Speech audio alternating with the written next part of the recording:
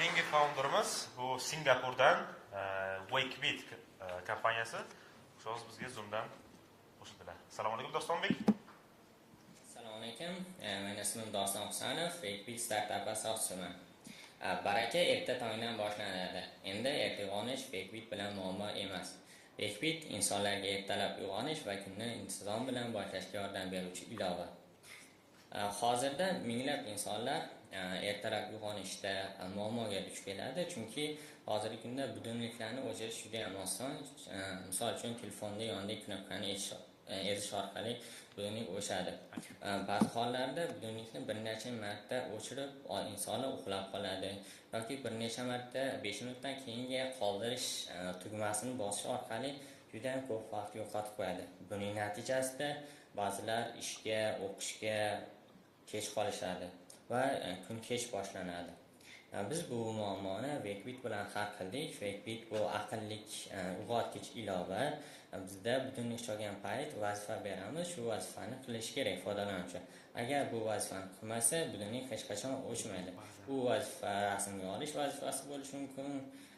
Misol yechish, barkod skaner qilish, yuz amallarini bajarish vazifalari bo'lishi mumkin. Va biz bularni track qilib boramiz, ya'ni yozib boramiz.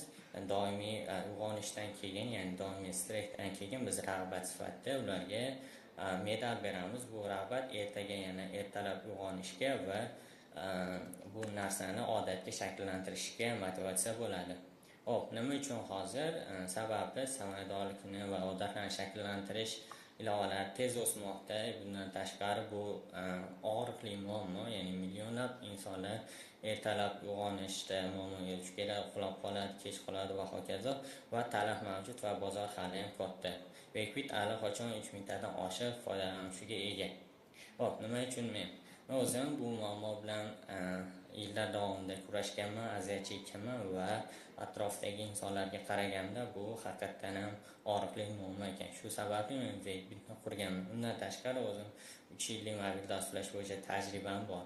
Bugun minglab foydalanuvchilar Wakebitdan foydalanib kelmoqda. Xo'p, bozor imkoniyati dunyoda 6 milliarddan oshiq smartfon foydalanuvchilar bor. Bulardan 500 millioni shu uyg'onish, uyqu muammosiga duch keladi. Bizda erishsa bo'ladigan auditoriya bu 10 million.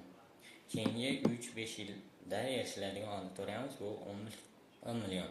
Hop, bizning asosiy raqobatchilarimiz Alarmy, Smart Alarm Clock va Golozini soat ilovasi. Bizning asosiy farqimiz esa yuz mashqlarni bajarish, progress history va streakda, ya'ni bizda yakkayu yagona bo'lgan funksiyalarimiz bor. Bundan tashqari rasmga olish vazifasi. Boshqa ilovalarda rasmga olishni o'zingiz tanlaysiz, ya'ni ertalab uyg'onganda rasmga olishingiz kerak bo'lgan buyumni o'zingiz tanlaysiz. Bu noto'g'ri. Bizda esa biz aytgan narsani qilasiz, aytgan narsani rasmga oladi.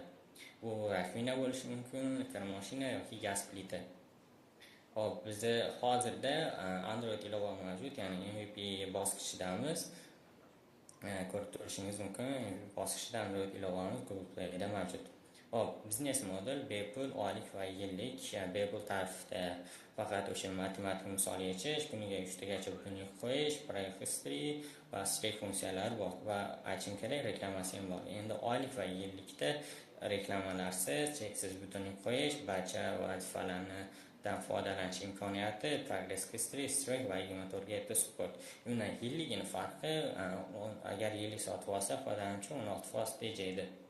Xo'p, natijalar keladigan bo'lsak, biz MVP bosqichida karmo salkam 3 oyda 3 tadan oshiq yuklab olinishlarga erishdik mamlakatda va 1000 dan oshiq oylik faol foydalanuvchilar, kunlik faol foydalanuvchilar bu 80 ta va 20 tadan oshiq davlatda foydalanib kelinmoqda. Bu Ispaniya, Kolumbiya, Meksika va boshqa davlatlar.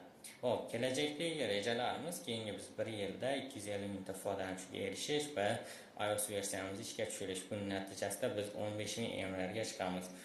Bundan tashqari 2 yildagi rejamiz 1 million foydalanuvchi erishish va o'zimiz Airbook Coach sun'iy intellektimizni ishga tushirish, monetizatsiya bilan ishlash va 60 ming emlarga chiqish. Keyin biz 3 yilda bo'lsa, biz o'sha bozorda Habit and Productivity platformasi bo'yicha yetakchilik qilish.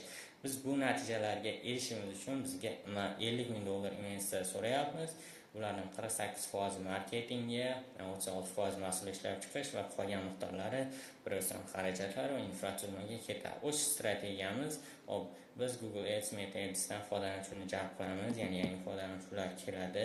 Ulardan biz 3% dan 10% gacha o'rtacha bir 5% ni konvertatsiya qilamiz, ya'ni pulli obunaga. Keyin ulardan kelgan daromad yana qayta investitsiya qilinadi. Shu tariqa biz 1 yil davomida 15 millionlarga chiqamiz.